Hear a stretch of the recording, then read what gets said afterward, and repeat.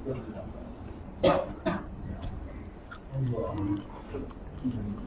الله الرحمن الرحيم. الفاتحة إلى حضرة الحبيب سيدنا محمد وآله وصحبه ومن والاه، ثم إلى روح سيدنا الحبيب عمر بن عبد الرحمن العطاس صاحب الراتب والشيخ علي بن عبد الله باراس وصولهم وفروعهم أن الله تغشهم برحمة والمغفرة. أباكم الله. الفاتحة. بسم الله الرحمن الرحيم. الحمد لله رب العالمين الرحمن الرحيم مالك يوم الدين إياك نعبد وإياك نستعين اهدنا الصراط المستقيم صراط الذين أنعمت عليهم غير المغضوب عليهم ولا الضالين آمين.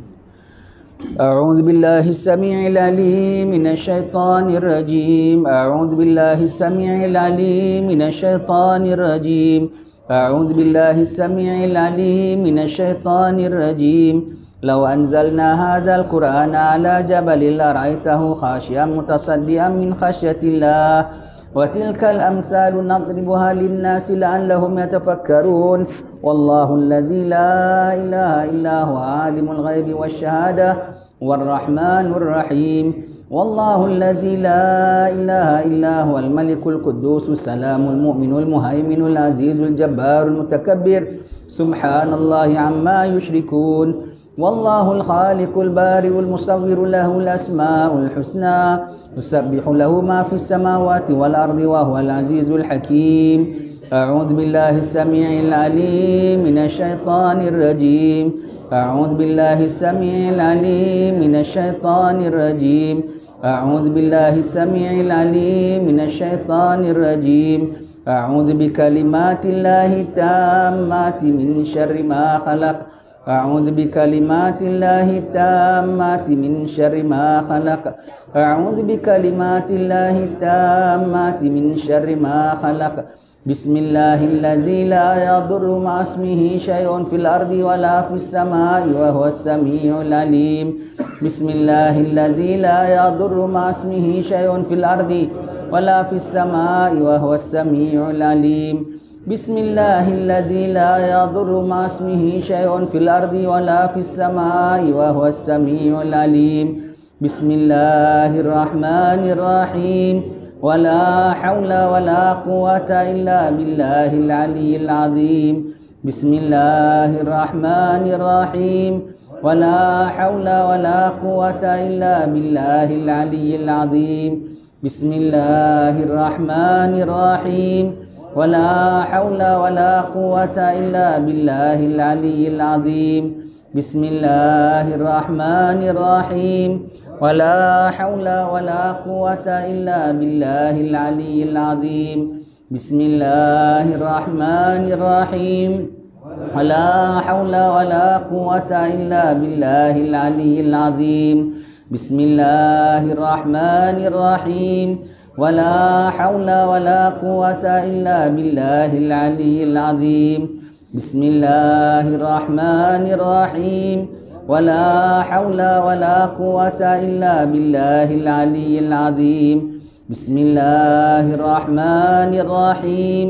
ولا حول ولا قوة إلا بالله العلي العظيم. بسم الله الرحمن الرحيم. ولا حول ولا قوة إلا بالله العلي العظيم. بسم الله الرحمن الرحيم. ولا حول ولا قوة إلا بالله العلي العظيم. بسم الله الرحمن الرحيم. بسم الله الرحمن الرحيم. بسم الله الرحمن الرحيم. بسم الله تحصنا بالله. بسم الله توكلنا بالله. بسم الله تحصنا بالله. بسم الله توكلنا بالله. بسم الله تحصنا بالله. بسم الله توكلنا بالله. بسم الله آمنا بالله. ومن يؤمن بالله لا خوف عليه. بسم الله آمنا بالله. ومن يؤمن بالله لا خوف عليه. بسم الله آمنا بالله. ومن يؤمن بالله لا خوف عليه.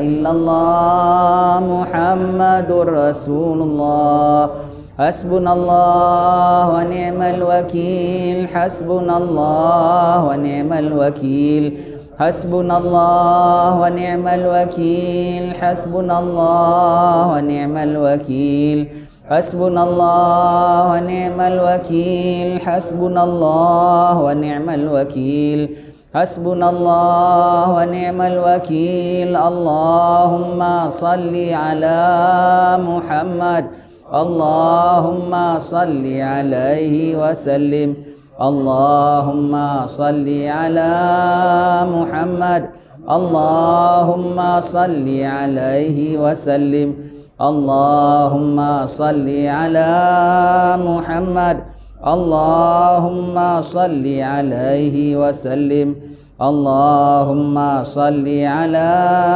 محمد اللهم صل عليه وسلم اللهم صل على محمد اللهم صل عليه وسلم اللهم صل على محمد اللهم صل عليه وسلم اللهم صل على محمد اللهم صل عليه وسلم اللهم صل على محمد اللهم صل عليه وسلم اللهم صل على محمد اللهم صل عليه وسلم اللهم صل على محمد اللهم صل عليه وسلم اللهم صل على محمد يا ربي صل عليه وسلم أستغفر الله أستغفر الله أستغفر الله أستغفر الله أستغفر الله أستغفر الله أستغفر الله أستغفر الله أستغفر الله أستغفر الله أستغفر الله تائبون إلى الله تائبون إلى الله تائبون إلى الله يا الله بها يا الله بها يا الله بحسن الخاتمة يا كريم يا الله بها يا الله بها يا الله بحسن الخاتمة يا كريم يا الله بها يا الله بها يا الله بحسن الخاتمة يا كريم غفرانك ربنا وإليك المصير لا يكلف الله نفسا إلا وسعها لها ما كسبت وعليها ما اكتسبت ربنا لا تؤاخذنا إن نسينا أو أخطأنا ربنا ولا تحمل علينا إصرا كما حملته على الذين من قبلنا ربنا ولا تحملنا ما لا طاقة لنا به واعف عنا واغفر لنا وارحمنا أنت مولانا فانصرنا على القوم الكافرين آمين. الفاتحة إلى حضرة سيدنا ونبينا وحبيبنا وشفينا رسول الله محمد بن عبد الله صلى الله عليه وسلم وآله وأصحابه أزواجه وذريته بأن الله يعلي درجات في الجنة وينفعنا بأسرارهم أنوارهم علومهم في الدين والدنيا والآخرة. ثم إلى روح المهاجر إلى الله سيدنا أحمد بن عيسى وإلى روح سيدنا الفقيه المقدم محمد بن علي بعلوي وصولهم وفروهم وجميع سادتنا علي بعلوي أن الله يعلي درجات في الجنة وينفعنا بأسرارهم أنوارهم وعلومهم في الدين والدنيا والآخرة. الفاتحة.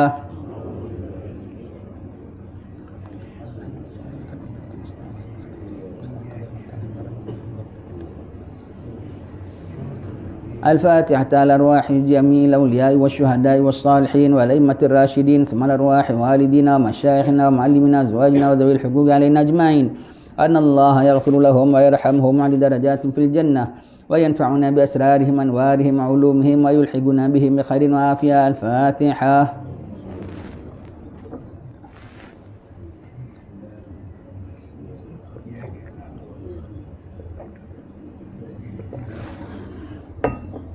الفاتحة إلى روح صاحب الراتب قطب الأنفاس الحبيب عمر بن عبد الرحمن العطاس ثم إلى روح علي بن عبد الله باراس وصولهم وفروهم أن الله يغفر لهم ويرحمهم على درجات في الجنة وينفعنا بأسرارهم وأنوارهم وعلومهم ونفحاتهم في الدين والدنيا والآخرة. الفاتحة.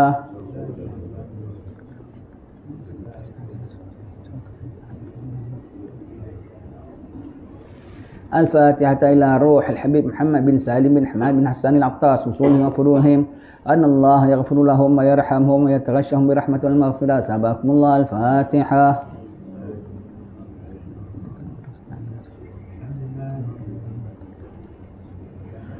الفاتحة بالقبول وتمام كل سؤل ومأمول وصلاح الشأن ظاهرا وباطنا في الدين والدنيا والآخرة دافعة لكل شر جانبة لكل خير لنا ولأحبابنا ولوالدينا ومشايخنا في الدين مع اللطف والعافية وأن الله ينور قلوبنا وقوالبنا ما التقى والهدى والعفاف والموت على دين الإسلام والإيمان بلا محنة ولا امتحان بحق سيدي وعلى عدنان ولكل نية صالحة وإلى حضرة الحبيب سيدنا محمد صلى الله عليه وسلم ومن والاه. الفاتحة.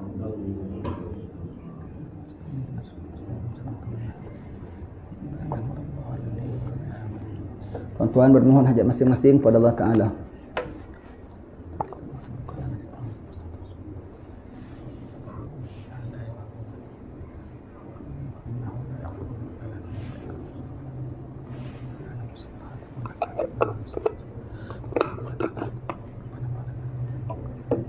Wa sallallahu ala sayyidina Muhammadin wa ala alihi wa sahbihi wasallam. Subhana rabbika rabbil izzati amma yasifun wa salamun alal mursalin walhamdulillahi rabbil alamin.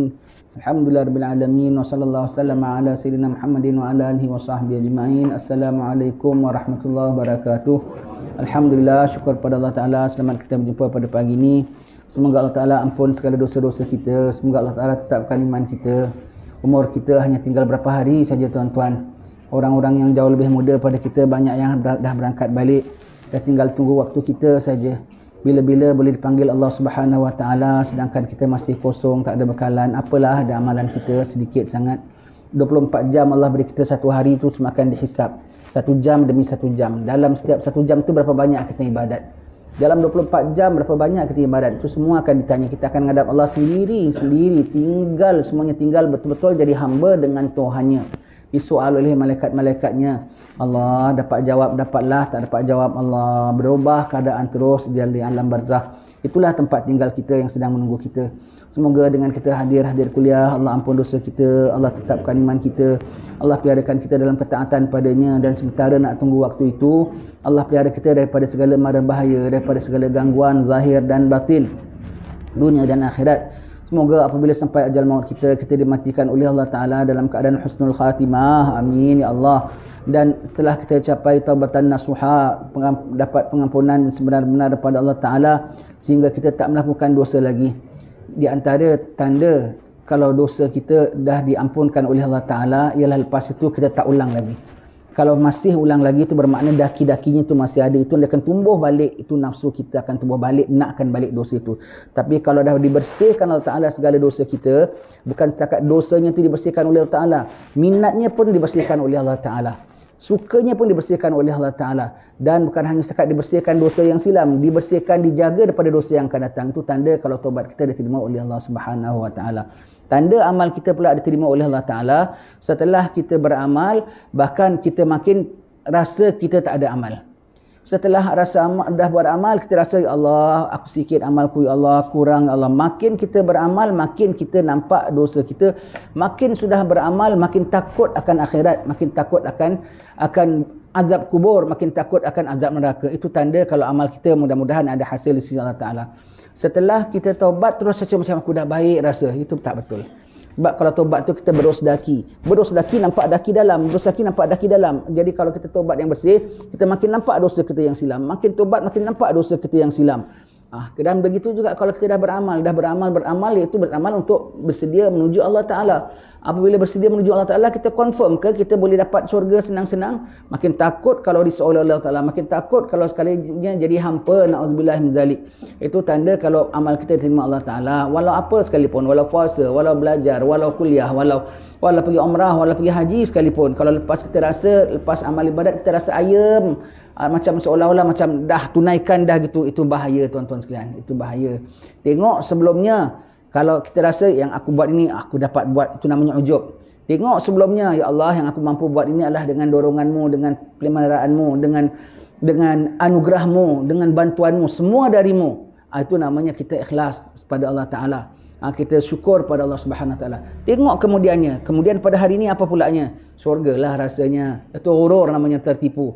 Seolah-olah kita boleh beli syurga Allah Ta'ala dengan amalan kita yang sedikit. Tengok kemudiannya. Nampak neraka, nampak azab, nampak murka Allah, nampak tolak daripada Allah Ta'ala. Terus makin rayu. Itu namanya harap daripada Allah Subhanahu Wa Ta'ala. Itu namanya harap diterima oleh Allah Subhanahu Wa Ta'ala. Sambung baca kitab kita, kitab muhimmah kita, Al-Mawa'idh Al-Badi'ah, sampai muka surat 159. Pelajaran yang ketiga ya. Kitab yang kita masuk ni sebetulnya dah kitab kedua. Kalau kita baca kitab Mihmah yang asal, ni kitab Mihmah tu yang tengah-tengahnya. Ini yang di tepinya. Jadi kita baca kitab zaman dulu, kitab Jawi kan ada yang tengah, ada yang tepinya. Tepinya tu adalah kitab yang seumpama yang tengah. Jadi kita boleh buat bandingan dia. Jadi dapat dua manfaat. Dapat dua manfaat. Kalau dulu bacanya memang gitu. Baca muka surat kitab yang betul, kemudian baca yang tepinya itu. Tapi sekarang ini dia susunkan dua, jadikan dua begitu ya. Kalau kita baca kitab Sabilal Muhtadin kita tu, yang tengah tu lah Sabilal Muhtadin. Yang tepinya tu itu daripada Syekh Hasan Al-Banjari. Yang tepinya tu kitab kitab Siratal Mustaqim Syekh Nuruddin Ar-Raniri. Jadi dia tulis semula kitab situ, jadi kita boleh baca. Ini dia punya hamish dia tepinya tu. Pelajaran yang ketiga, ini semua nasihat-nasihat ya. Berkata Allah Tabaraka wa Ta'ala, hai anak Adam, padakan oleh kamu dengan yang sedikit supaya kayalah kamu, dan tinggalkan oleh kamu dengki supaya senanglah hati kamu, dan jauhkan olehmu akan segala yang haram supaya ikhlaskan akan agamamu. Dah baca belum ni? Sampai mana? Baik. Dan barang siapa sedikit perkataannya, nescaya sempurnalah akalnya. Betul. Kalau banyak cakap tak bagus ya. Jadi orang banyak cakap, kalau orang banyak cakap tu tandanya dua. Tanda akalnya tak sempurna. Kalau banyak cakap, suka banyak cakap, tanda akalnya tak sempurna. Dan tanda bermakna fizikalnya tu, otaknya tu something wrong lah. Ada yang betul lah, maaf cakap ya. Dan menunjukkan bahawasanya orang ini tak boleh diajak runding sangat. Bukan yang banyak cakap tau yang boleh diajak runding. Dia ni bagus banyak cakap. Yang banyak cakap tak boleh diajak runding sangat. Kalau tak boleh diajak runding sangat, bermakna percakapannya tu banyak yang kena tapis, yang kadang-kadang tak perlu diterima. Sebab itu banyak cakap tak bagus. Kita tak suka orang banyak cakap ya. Dalam kitab-kitab kan sebut dia banyak cakap terjumlah daripada apa tau, sifat-sifat mazmumah, sifat-sifat jelek. Kalau kita baca kitab penawar hati kita tu saja, sangat loba atas berkata-kata. Maksiat hati yang pertama, maksiat hati yang pertama ialah sangat loba. Bukan hanya maksiat lisan tau. Maksiat lisan. Banyak cakap itu maksiat lisan dah tentu, tapi menunjukkan bahawasanya hatinya tu tak bagus. Hatinya tak suka diam. Tak suka diam adalah perkara yang tak bagus. Suka banyak cakap. Kalau banyak cakap lah, kalau Imam Ghazali bilang, kita cakap dalam satu hari ke 1 jam, kita rekod. Kalau sekarang senanglah boleh tip.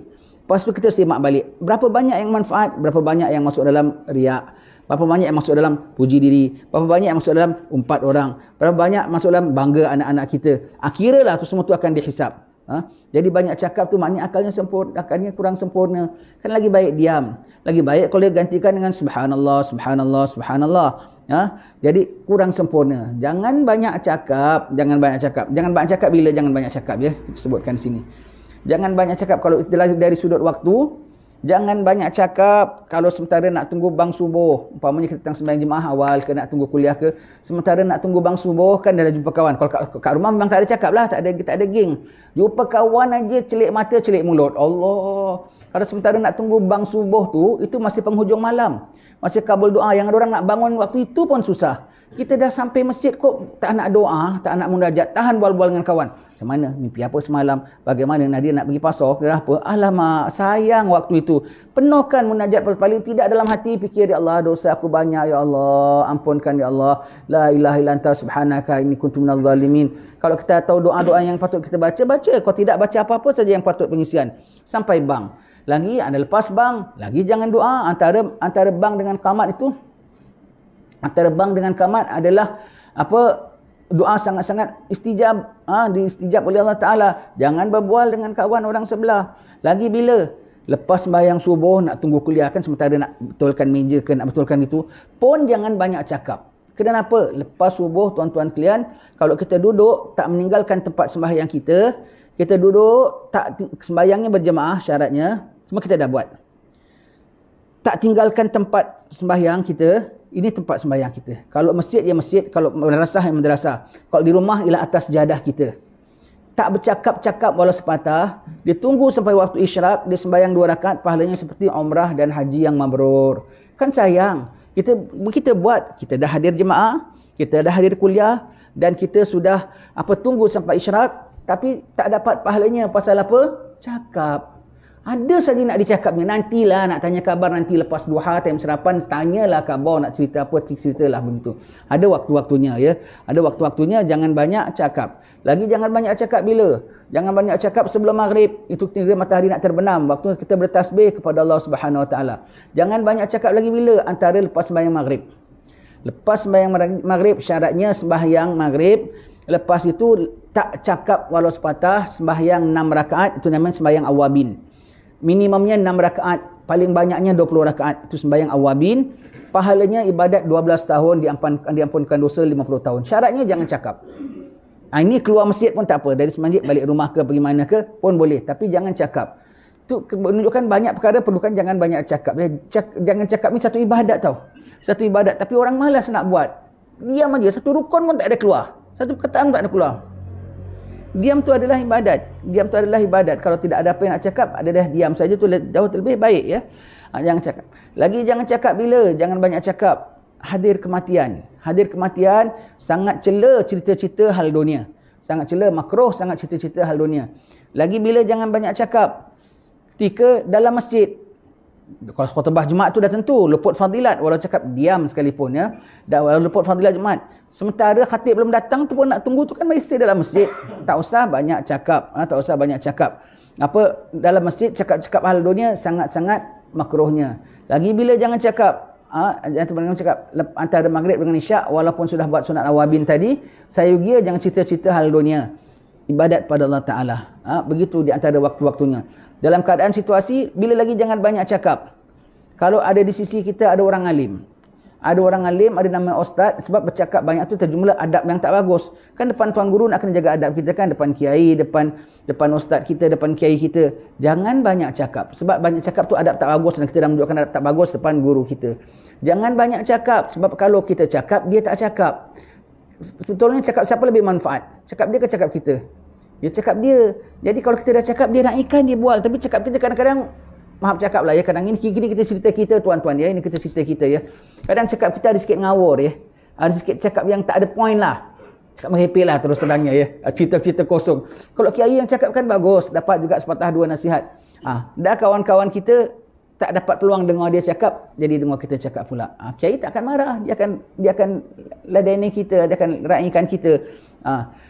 Dan satu kali lagi kalau kita dah cakap yang tidak-tidak depan satu orang alim, bermakna orang-orang alim ni dia bukan hanya jaga cakap tau, jaga telinga pun, dia tak suka dengar yang bukan-bukan. Kita dah dengarkan dia cerita yang lara, cerita yang sia-sia. Begitu. Bual-bual sikit bolehlah, bukannya diam saja. Tapi jangan jadikan kelaziman dan jangan jadikan hanya dah kelaziman, banyak pulaknya. Sepatah dua tak apa tau. Alah, aku kena dengar dia punya cakap panjangnya. Allah. Kadang-kadang ya. Allah. Ya tak apalah. Tapi kita tahu ya. Tak semua orang yang boleh dengar cakap kita tu boring tu tidaklah. Ya. Cuma dia boring tak boring. Dia suka sekalipun. Rugi tetap kita. Dia suka sekalipun. Haji, boleh-boleh ceritalah umpamanya. Walau dia suka sekalipun. Tapi yang rugi kita. Berpadakan itu ya. Berpadakan sikit dengan cakap-cakap itu, biar besar. Barang siapa sedikit perkataannya, nescaya sempurnalah akalnya. Jadi banyak cakap ni menunjukkan dua. Akalnya tak sempurna. Dan akalnya akan kekal tak sempurna. Dia diam, akan jadi terapi kepala tau, terapi akalnya. Kalau diam jadi terapi akal tau. Sebab kalau diam dia fikir. Dia fikir, dia tafakur. Jangan nangan-nangan. Jaga nangan-nangan ya. Dia diam, dia tafakur. Itu terapi otak dia. Terapi otak dia. Maka jadi sempurna akalnya. Ya. Sebab itu kalau banyak cakap, hatinya keras. Orang kalau banyak cakap, hatinya keras. Nak cakap ni susah. Betul, kalau kita tengok orang yang banyak cakap, banyak bual, kita makin nak cakap dengan dia susah tau. Makin kita tengok orangnya diam, serius saja. Cuba kau tegur sama dia. Haji minta maaf, jangan marah ya. Kalau saya tegur sikit boleh? Boleh Ustaz. Bukannya garang, tapi terima. Tapi orang yang banyak ramah ni, kita ingatkan dia suka cakap, dia pun boleh terima cakap. Makin susah nak terima cakap orang gini. Baik kita jangan tegur, jangan apa semua. Serahkan pada Allah Ta'ala. Makin kita cakap makin jengkel. Apa pasal tak boleh? Kenapa gini? Kenapa gitu? Ya wes. Begitu ya. Ini cerita siapa? Ini cerita kita ya. Ini bukan cerita orang ya. Cerita diri kita. Biar kita sama-sama muhasabah diri. Biar kita jangan banyak cakap. Meneng wai. Sudah. Itu lagi afdal ya. Untung tu orang yang tak banyak cakap ya. Untung orang tak banyak. Nabi tak banyak cakap ya. Nabi tak banyak cakap. Kadang-kadang sahabat sampai tunggu. Apa yang Nabi cakap, sekali-sekali ada perlu sampai sahabat-sahabat dah tunggu. Sembahyang jemaah, salam, tanah bawah apa semua. Lepas tu tak ada apa cakap. Ada apa Nabi duduk cakap. Cakapnya ringkas. Cakapnya tidak senantiasa. Nanti kawan sahabat-sahabat jenuh. Cakapnya ringkas, padat. Terus dan mereka menunggu. Mereka terus tangkap dan hafalkan. Para sahabat, kalau Nabi punya cakap begitu. Lepas tu menjadi amalan ya, kiai-kiai kita, habib kita, ulama kita, semua terjenis orang pendiam tau. Kalau pergi rumah dia, kadang dia tak pandai bual. Tanya khabar, tanya itu, dia buka kitab. Bual itulah nanti daripada kitab disyarahkan kita. Begitu. Dia tak pandai bual. Kalau duduk antara majlis-majlis mereka senyap dan sunyi. Tanya apa khabar, duduk saja. Tak menjadi adab, dia suka berbual-bual. Pendiam mereka, sebetulnya pendiam. Jangan suruh dia syarah. 2 jam tak berhenti pun boleh. Itu mereka. Dia gunakan percakapan itu pada manfaat. Sebab semua akan dihisap ya. Semua setiap yang keluar direkod oleh malaikat. Yang baik masuk kanan, yang buruk masuk kiri, semua akan ditanya. Cakap-cakap yang tak ada manfaat. Cakap tak ada manfaat tu seperti apa? Yang orang kalau tak dengar tak dapat ekstra pengetahuan. Apa saudara, malam ini ada maulid pukul berapa ya?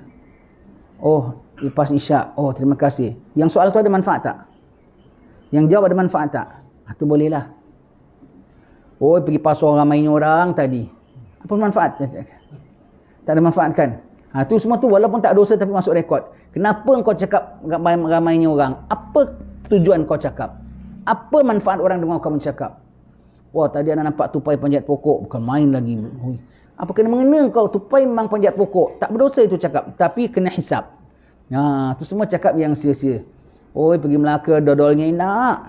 Pasal nak kasih sikit tak apa juga. Cakap-cakapan dia pun tak boleh. Semuanya begitu ya. Itu semua kira cakap-cakap itu orang Melayu bilang bual-bual kosong. Tak ada, kita bukannya buat apa, bukan mempat orang, bual-bual kosong. Tak kosong, bual-bual penuh catatanmu.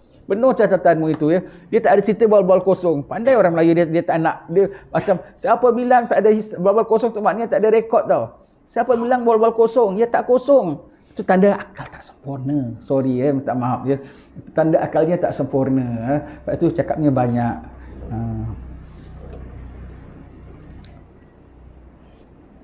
Dan barang siapa redha ia dengan barang yang sedikit, maka sungguhnya percaya ia kepada Allah Ta'ala. Dia kalau redha yang sikit tu tanda dia tawakal pada Allah Ta'ala. Tidak temahak. Orang yang temahak, tak cukup yang dia sudah ada, dia simpan lagi. Tak cukup yang ada, dia standby lagi. Kalau aku sakit, mesti ada wang yang boleh cagaran ini. Kalau anak aku nak sekolah, mesti gini. Tak percaya pada Allah. Tak percaya yang Allah boleh cabut nyawa dia besok. Tak maaf, orang yang selalu banyak insurans, macam-macam insurans dia beli tu semua tak bagus. Tak percaya. Nanti kalau sakit macam mana? Nanti kalau tua sakit macam mana? Siapa bilang awak jumpa tua? Dah beli banyak-banyak, mati, hisapnya ikut, bendanya tak dapat pakai. Siapa bilang awak tak percaya yang Allah Ta'ala boleh cabut nyawa awak besok? Kurang percayanya tentang ajal maut. Nanti kalau tua macam mana? Siapa bilang awak jumpa tua? Nanti kalau tua sakit, siapa bilang awak sakit? Awak ngalup-ngalup, dah zan awak sakit, betul-betul nanti kena sakit. Kalau tu minta panjang umur, minta sihat walafiat, kan boleh minta walafiat. Kenapa kok yang disebut sakit? Itu semua cara orang-orang yang curiga pada Allah Ta'ala. Su'zan pada Allah Ta'ala. Kalau zan Allah berikan kau sakit, dia sakit. Nanti kalau kena kanser macam mana? Beli insurans kanser, insurans jantung. Betul-betul kena. Pasal kau dah mengharapkan, dah mendugakan, dah menjangkakan. Dia kena. Orang suruh doa minta afiat, minta sihat. Kau sebutnya kanser. Dikabul oleh Allah Ta'ala. Yang beri kanser siapa? Allah. Dan takdir betul tua dan betul sakit. Apa tidak ada Tuhan boleh tolongmu ketika itu? Apa Tuhan dah jatuh miskin pada ketika itu? Apa Tuhan sudah tidak pengasih penyayang pada ketika itu? Dan kalau betul-betul engkau susah diuji oleh Allah Ta'ala, yang nama manusia tak boleh diuji oleh Tuhannya ke? Mesti kena senantiasa happy ke? Kan dunia memang tempat ujian. Siapa yang redha dengan sedikit, tu tanda dia banyak percaya pada Allah. Rezeki hari ini, hari inilah. Alhamdulillah. Besok ada rezeki lain. Besok ada kedatangan lain. Cukup. Itu pun bukan tak dikasih kita ada simpanan, bukan kita tak dikasih ada reserve, ada, tapi jangan sampai macam hilang percayamu pada Allah. Yang diorang macam tak ada percaya pada Allah. Percaya sangat simpanan dia. Percaya sangat dengan kebun dia. Percaya sangat dengan anak-anak dia yang akan jaga dia. Percaya sangat dengan makanan yang simpankan dalam godangnya. Banyak orang tanya ya. Ini ustaz ni akhir zaman kita biasa dengar katanya nanti kata nak perang, kata nanti zaman dajjal lapar, kemarau semua. Macam mana nak store makanan ke tidak? Banyak tu orang tanya tu ya. Lagi berapa bulan lepas lagi macam-macam kan orang mimpi itu mimpi ni semua. Hati-hati, memang akhir zaman, tapi jangan bikin langkah yang tidak-tidak. Banyak keliru akhir zaman ini ya. Banyak keliru, benda yang kita ingatkan betul punya salah, bukan salah punya betul ya. Orang tanya kita nak store makanan banyak-banyak tak? Bilang tak perlu. Habis kalau nanti kata lapar ustaz, ada orang bilang kalau engkau belanja sekarang ni dijangkakan kalau engkau belanja 100,000 sekalipun tak apa. Kau bikin gudang yang kukuh, kemudian kau isti barang, dalam 3 tahun kau boleh selamat. Sebab lebih kurang 3 tahun kan kemarau dajjal kan. Bilang apalah awak ni, kukuh pada awak. Kalau Tuhan nak rempuh senang saja. Bom jatuh kena aja habis. Air naik saja habis. Betul tak? Sudah. Dirompak orang je pun habis. Satu. Awak store banyak-banyak, besok awak mati. Tak jumpa akhir zaman pun. Awak jawab hisap satu gudang tu. Satu lagi apa awak ni? Awak nak store ketika itu memang muslimin, mukminin lapar. Orang kufar memang kenyang. Awak kok siap-siap untuk kenyang? Maknanya siap-siap untuk apa tu? Yang nama mukmin memang lapar. Itu sifat-sifatnya. Maka dia tawakal pada Allah Ta'ala. Yang nama kufar memang kenyang. Awak kok siap-siap untuk kenyang? Apa awak tak rela dengan apa yang Allah Ta'ala dah nak uji pada orang muslimin? Ya kalau lapar, ya lapar lah. InsyaAllah ada makanannya, ada caranya. Lapar tu macam mana punya lapar? Dia nak masih macam cukup-cukup makan satu hari. Kalau sampai waktunya macam Rasulullah kena ikat perut. Memang mukmin akan diuji pada akhir zaman macam awal zaman. Dan satu lagi, mukmin jenis apa? Kita ada gudang boleh makan 3 tahun anak beranak kenyang-kenyang. Jiran kita satu kampung semuanya lapar. Boleh kau ada gudang, besar pun tak apa kalau gitu. 3 kali tu pun tak apa. Dengan syarat, ketika orang kebuluran lapar, kau buka pintu gudang kau. Ambil tuan-tuan nak ambil apa? Itu boleh. Jadi sama kenyang, sama lapar dengan orang mukmin. Tak berpada dengan sedikit tu tak percaya dengan Allah boleh bantu. Tak percaya Allah boleh uji hambanya. Tak percaya Allah lepas uji Allah boleh ganti dengan kesenangan dan kelapangan. Tak percaya. Tak percaya dengan sedikit. Haiwan-haiwan ya kita tengok patut dia tak ada hisap yaumil akhir ya. Haiwannya kalau dah makan dia dah kenyang dia tinggal aja tau. Dia tak simpan pun tak sembunyikan. Kalau kita kasih makanan kucing satu mangkok, dia bukan makan semua, yang dia dah cukup. Lepas tu dia tinggal. Semut makan ke apa ke? Kalau kita, sayang aku tak makan, semut makan ditepikan ke apa ke.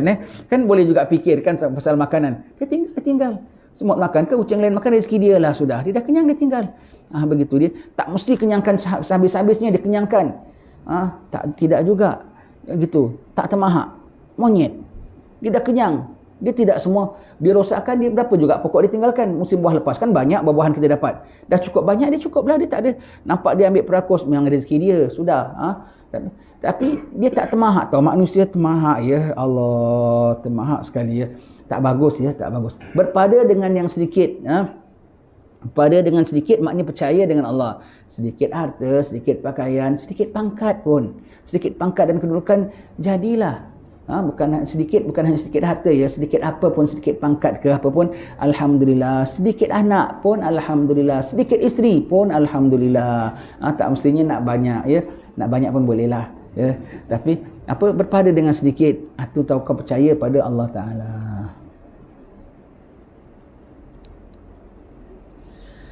Hai anak Adam, engkau dengan barang yang engkau ketahui tiada engkau amalkan, maka betapa engkau menuntut akan ilmu yang belum engkau ketahui. Ini adalah semua cakapan, ini adalah sumbernya pada hadis Nabi ya. Hadis Nabi, kalau kita mengamalkan ilmu yang kita ketahui, nanti Allah Ta'ala ajarkan kita ilmu yang kita tak ketahui. Ajarkan ilmu yang ketahui, tak ketahui itu apa tuan-tuan sekalian? Kalau kita dah, Allah Ta'ala kasih kita ilmu, senang cakap ilmu sembahyang duha, ilmu sembahyang ba'diyah, qabliyah. Kita tak amalkan ilmu yang kita ketahui, Allah Ta'ala tak tambahkan ilmu kita tu. Walau kita baca kitab tebal-tebal sekalipun, tak tambahkan ilmu tu maknanya tak tambahkan manfaat ilmu. tak dapat, tak jadi orang alim. Hanya setakat jadi orang baca saja, tak akan jadi orang alim, ya. Tapi kalau Allah Ta'ala tambahkan ilmu, Allah, yang dia baca tu pun, dulu dia faham lain, sekarang dia bacanya 3 tahun dulu. Dia amalkan aja, Allah Ta'ala berikan dia faham lain terhadap apa yang dia baca. Walau belum buka kitab baru sekalipun. Walau belum semak muka surat baru sekalipun. Apa yang dia dah belajar tu pun, faham dia belum 100% tau. Faham dia masih sebahagian lagi. Maka dengan diamalkan saja, Allah Ta'ala fullkan fahaman dia. Allah diamalkan, Allah Ta'ala fullkan fahaman dia. Boleh faham, boleh tengok pahala lebih besar, fadilat lebih besar, rugi besar kalau tak buatnya. Faham itu ilmu laduni daripada Allah Ta'ala. Ilmu isi setakat daripada kitab, ilmu zahirnya. Tapi ilmu batinnya, ilmu manfaatnya, ilmu minatnya, ilmu cenderungnya, ilmu hargainya, itu dari Allah Subhanahu Wa Ta'ala. Itu laduni daripada Allah Subhanahu Wa Ta'ala. Sama ayatnya, sama muka suratnya. Tapi kok dia fahamnya lebih, kok orang lain boleh fahamnya tak lebih? Pasal dia amalkan. Kalau dia dah amalkan ilmunya, Allah ajarkan dia ilmu yang dia tidak tahu. Termasuk hargai ilmu itu, termasuk syukuri dapat ilmu itu, termasuk rugi kalau tak amalkan ilmu itu. Semua tu diberi oleh Allah Subhanahu Wa Ta'ala. Dan ilmu-ilmu lain, sebab itu Imam Ahmad bin Hanbal, ya, dia jadi alim besar gitu. Orang tanya macam mana Imam kok kau boleh jadi begini? Dia bilang sebab aku sedikit aku faham aja aku amalkan. Sedikit aku faham aja aku amalkan. Maka dia amalkan ilmunya, Allah Ta'ala ajarkan dia macam-macam ilmu yang dia tidak tahu. Allah Ta'ala masukkan dia. Sikit ilmu disyukuri, sikit ilmu alhamdulillah, dia punya syukur tu dengan amalkanlah. Bukan hanya setakat ucap saja. Dia terjadi, maka Allah Ta'ala bukakan. Cuba kita dapat ilmu, kita cakap alhamdulillah, syukur, alhamdulillah. Nanti banyak. Di antara tanda bersyukur, ya. Dia tanda-tanda Allah Ta'ala tambahkan ilmu kita, Allah Ta'ala akan minatkan kita datang majlis kuliah. Tu tahu kalau orang majlis datang kuliah, dia tak amalkan apa yang dia ajar, dia datang boring tu. Datang boring sekali. Nanti sekejap tak datang. Dia datang. Kalau dia itu, dia datang, maknanya Allah Ta'ala nak tambahkan dia ilmu. Tambahkan ilmu. Nanti dia suka nak datang, suka nak datang. Jadi ilmu dan amal tu bukan mestinya amal rukuk sujud saja, ya. Amal, kalau baca ilmu hati, ya, amalnya amal hati, ikhlasnya, sabarnya, redanya, ya, tak garangnya, tidak dengkinya, diamalkan. Allah Ta'ala tambah ilmu lagi, tambah ilmu lagi, tambah ilmu lagi. Salah satu cara tambah ilmu Allah Ta'ala, dihadirkan majlis-majlis ilmu senantiasa. Itu tanda orang yang terima ilmu dan hidupkan ilmu, Allah Ta'ala beri. Tak ada gunalah kalau dah dikasih ilmu tak amalkan, dia Allah Ta'ala tak tambahkan lagi, ya. Nabi mengatakan, menuntutlah, belajarlah kamu setinggi mana, kau tak dapat pahala kecuali kau amalkan. Betul tak? Tak dapat pahala. Mengajar pun begitu. Kau mengajarkan orang sekalipun, kau tak dapat pahala yang orang amalkan kalau kau tak ada amal. Jangan haraplah kita ajar orang, tuan-tuan sembahyang duha, ustaznya tak sembahyang duha, kau tak jangan tanyalah besok, ada siapa sembahyang duha? Ustaznya sembahyang duha, insya-Allah ramai sembahyang duha. Begitu, ya. Tapi jangan pula kita tak sembahyang duha, kita bilang ni pun ini mesti ustaz tak sembahyang duha lah ni, sebab tu aku tak sembahyang duha. Itu kita punya pemalas, ya. Baik.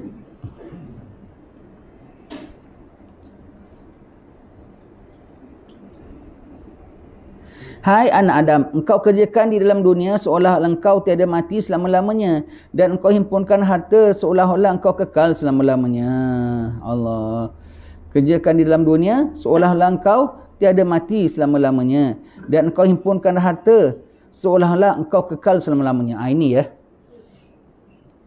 Amallah kamu seolah-olah kau mati esok hari, namun bekerjalah untuk duniamu seolah-olah engkau hidup selama-lamanya. Apa mafhumnya? Ini daripada hadis Nabi. Jangan kita ingatkan dunia dengan akhirat boleh sama. Kalau kau betul-betul pandang amal sungguh-sungguh, tak tinggal sampai tidur malamnya pun sikit, baca kitabnya pun banyak, rukuknya pun banyak, bisnes pun banyak, duit pun banyak, kebun pun banyak untuk dunia, tender projek pun banyak. Itu nanti kalau gitu gila. Tak boleh tertanggung dua-dua. Tak boleh tanggung. Itu maksudnya hadis ni apa? Beramallah macam seolah-olah kau mati besok. Bermakna mati besok tu maknanya apa? Mati besok tu bermaknanya urgent, perlu, penting, tak boleh tangguh, tak boleh lambat. Untuk dunia, seolah-olah hidup selama-lamanya. Tak dapat besok, ya lusa boleh. Tak dapat lusa, tahun depan pun boleh. Tak ada tahun depan, 10 tahun akan datang pun boleh. Seolah-olah hidup selama-lamanya. Maknanya tidak kasih prioriti, tak kasih keutamaan bagi dunia. Malam ni ada kuliah lah. Ada baca yasinan, ada baca ratib di tempat kita. Tapi malam ni juga ada orang bilang, Puan, saya nak datang jumpa, nak bincang tender, umpamanya lah, ya. Pun nak beli kebun, harganya bagus ni. Alamak, mana gitu. Ni kebun ni 10 ekar, kok harganya murah. Bagus ni pasal orang ada terdesak. Lepas sayang. Satu ratib lagi mahal. Satu subhanallah, 4 batang pokok ditanamkan. Aku baca 100 subhanallah, dah dapat 4 aku baca 100 kali, dah dapat berapa? 400 pokok. Betul ya? 400 pokok. 100 kali 400 pokok lah. Kalau 400 pokok tu berapa ekar? 7 ekar. 7 ekar. Kalau aku baca 100 kali dapat 7 ekar tanah. Lagi banyak lagi. Subhanallah, alhamdulillah, subhanallah, subhanallah, subhanallah, subhanallah, alhamdulillah, wa la ilaha illallah, Allahu akbar, subhanallah, alhamdulillah, wa la ilaha illallah, Allahu akbar, subhanallah, alhamdulillah, wa la ilaha illallah, Allahu akbar, subhanallah, alhamdulillah, wa la ilaha illallah, Allahu akbar, subhanallah, alhamdulillah, wa la ilaha illallah, Allahu akbar, subhanallah, alhamdulillah, wa la ilaha illallah, Allahu akbar, subhanallah, alhamdulillah, wa la ilaha illallah, Allahu akbar, subhanallah, alhamdulillah, wa la ilaha illallah, Allahu akbar, subhanallah, alhamdulillah, wa la ilaha illallah, Allahu akbar, subhanallah, alhamdulillah, wa la ilaha illallah, Allahu akbar. 7 ekar. Banyak modal tak? Berapa minit? 1 minit dia agaknya. Ya. Ratib banyak lagi zikirnya, bukan setakat subhanallah, banyak macam-macam. Bergudang-gudang dapat. Ya tak apalah. Habis kan besok ada ratib lagi, tiap hari kan ustaznya bawa ratib. Kalau aku mati, aku rugi. Besok aku masuk kubur patut nampak tadi tak dapat. Dunia tak apa saudara. Besok boleh tak? Besok saya sibuklah. Hari apa? Minggu depan. Tahun depan pun tak apalah. Itu kalau dunia terlepas tak apa tu maksudnya. Maksudnya seolah-olah hidup selama-lamanya. Untuk akhirat seolah-olah nak mati besoknya. Kena kalang kabut, kena taruh urgent, immediate, segera. No delay. Kalau akhirat boleh, untuk perkara dunia, never mind. Tangguh. Begitu ya. Hidup untuk akhirat, untuk macam nak besok. Kenapa akhirat untuk macam nak besok? Kenapa kena lebihkan? Sebab nak jumpa Allah. Yang ini setakat benda yang kau akan tinggalkan. Dan itu kekal. Dan ini akan ditinggalkan. Dapat pun akan kekal. Yang itu kalau tak dapat, ruginya kekal. Jadi, sebab itu akhirat didahulukan. Dan itu akhirat kemuncaknya ialah jumpa Allah. Yang ini setakat dapat harta yang binasa. Maka nak diutamakan siapa? Ya, jumpa Allah. Ya. Jangan orang terbalik ya. Kalau perkara ibadat semua. Itulah salah. Banyak orang pandang tentang dunia, nanti dia sebut tentang apa. Lihat kita doa, Rabbana atina fid dunya hasanah fil akhirati hasanah wa qina azabannar. Minta dunia hasanah, akhirat minta. Dunia tak disuruh tinggalkan. Betul. Hasanah dunia tu apa? Hasanah dunia cuba baca kitab tafsir. Isteri salihah. Isteri salihah. Jadi kita doa isteri kita jadi salihah. Itu dia punya tafsiran. Dan hasanah dunia tu apa? Kalau kita nak pandangkan sebagai harta benda. Hasanah dunia yang tak bawa kita luput pada hasanah akhirat. Itulah hasanah dunia. Bukan maksud hasanah dunia lampu bergantung, kapet tebal, kereta besar. Itu bukan hasanah dunia, itu daki dunia. Itu daki dunia. Ingat firman Allah Ta'ala, jangan lupa bahagianmu di dunia. Apa Allah, wala tansa nasibaka minad dunya. Jangan kau lupa rebut akhirat, namun jangan lupa bahagianmu di dunia. Tengok Allah Ta'ala ingat kita jangan lupa. Itu ayat bukan untuk kita, itu ayat untuk orang yang dah lupa dunia. Dunia apa yang patutnya, sampai nafkah anaknya pun lupa, sampai bajunya pun koyak rabak pun lupa, sampai rumahnya teruk sekali pun lupa, sampai hilang maruahnya, minta sana minta sini pun lupa. Itu jangan lupa, itu keperluan kau kerja untuk memenuhi. Tapi jangan lupa bahagianmu di dunia. Yang dipesani untuk orang yang dah hampir lupa. Kita ya tak lupa, ingat senantiasa. Itu ayat bukan untuk kita. Itu ayat bukan untuk kita. Tangan di atas lebih baik tangan bawah. Salah tafsir. Tangan di atas baik, betul, tangan di atas baik daripada tangan di bawah. Nabi tangan di atas ke tangan di bawah? Tangan di atas. Nabi tangan di atas, tangan yang beri. Tapi Nabi kaya ke tidak? Banyak dunia ke tidak? Tak mesti banyak nak tangan di atas, tak mesti kena ekonomi paling atas. Tak semestinya. Allah suka mukmin yang kuat, tak suka mukmin yang lemah. Nabi kuat ke Nabi lemah? Sayyidina Umar kuat ke lemah? Kuat. Mewah dunia ke tak mewah dunia? Kau faham-fahamlah. Itu semua ayatnya kadang-kadang orang suka kelirukan begitu. Jadi orang nak menegakkan menang basah. Jadi dia rasa kepenak kejar dunia, tak rasa bersalah. Tak boleh. Kau kena tahu yang cakap tu siapa, Rasulullah. Dan kau tahu apa Allah Ta'ala punya sebut tentang dunia. Jadi takwilnya tu tak boleh ikut takwil kita.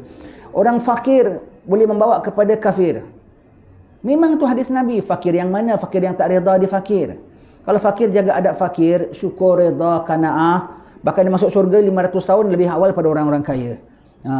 Dan fakir dia kafir ke? Fakir yang tidak redha dengan dia punya kefakiran. Fakir yang redha masuk syurga lebih awal daripada orang-orang kaya 500 tahun. Wallahu alam bisawab. Setakat ini tuan-tuan sekalian, mudah-mudahan Allah ampunkan dosa kita ya. Sekarang subuh kita lambat. Sebab subuhnya lambat, kuliahnya mula ikut waktu salat, tapi kuliahnya habis ikut waktu jam. Sebab kuliah berikutnya 8.30. Jadi apa waktunya begitu. Kalau di Hadramaut semuanya ikut waktu salat. Nah, kuliah berikutnya pun semua waktu salat. 1 jam lepas sebelum salat, 1 jam sebelum salat. Jadi macam mana pun waktu salat jadi dia punya ukurannya. Kita pakai ada 2 waktu. Waktu salat dengan waktu jam. Wallahu a'lam bishawab.